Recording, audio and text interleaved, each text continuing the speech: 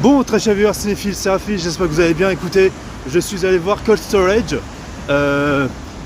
écrit par David Koepp, qui avait écrit Jurassic Park et Jurassic World Rebirth, qui a beaucoup bossé avec Spielberg. Donc c'est son scénario dont il s'inspire justement de son livre de base. C'est avec Joe Kelly au casting, Georgiana Campbell et Liam Neeson aussi, pour compléter le casting de ce film de SF comique et horrifique. Et en gros, l'histoire, c'est un agent des forces spéciales américaines, joué par Liam Neeson, qui, dans les années 90, aura contenu un virus qu'il aura caché dans un storage au fur et à mesure du temps, dans une base militaire qui est devenue jusqu'à nos jours un storage aux USA. Et en gros, il y a un employé, T-Cake, il s'appelle, joué par Joe Kelly, qui se charge justement d'être gardien de nuit pour les storages, justement avec une nouvelle collègue, jouée par Georgiana Campbell. Mais en fait, ils vont se rendre compte que le virus a été caché et qu'ils vont tout faire justement pour l'arrêter avant qu'il se propage dans le monde. Et ils vont avoir un peu d'aide de Liam Neeson par rapport à ça. Donc, vous l'aurez compris, c'est une critique 100% spoiler vu le titre, hein, si vous n'êtes pas trop bête. Hein.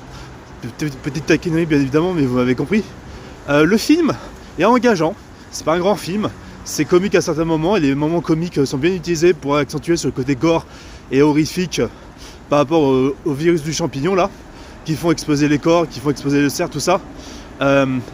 Avec des situations où vraiment les personnages, tu vois, ils sont pas tellement choqués de voir des zombies, tout ça, mais ça accentue justement le côté satirique justement de l'ignorance des gens qui en fait subissent justement des cas comme le Covid, où on a carrément subi un soi-disant virus en quelque sorte, où justement on a été limité dans notre liberté et qu'il y a une affaire d'omerta si vous voulez.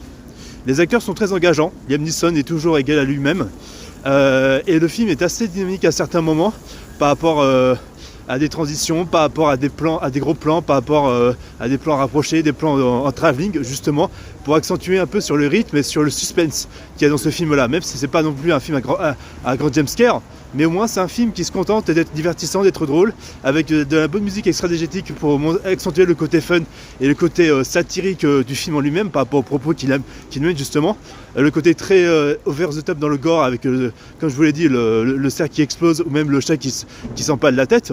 Ça accentue bien le côté parodique et le côté, pas parodique non plus, mais le côté second degré et critique sociale du truc justement. Avec des effets spéciaux qui sont plutôt engageants, faut l'admettre, franchement ils sont très engageants pour un film à un budget comme ça. Donc dites-moi ce que vous en avez pensé en commentaire les amis. Moi je vous dis à la prochaine, c'était Rafi, et prenez tout soin de vous, à plus.